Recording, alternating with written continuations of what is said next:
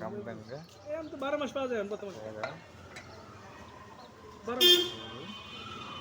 মাস।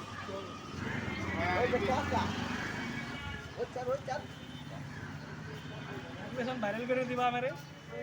জল বইরে বদ্র হাটে যাবে ভিডিও করে যে লাগবে নি কোনটা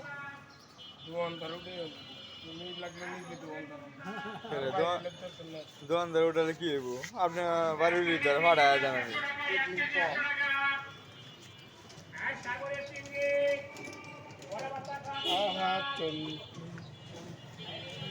সব মহিলা বলে জিনিস নাকি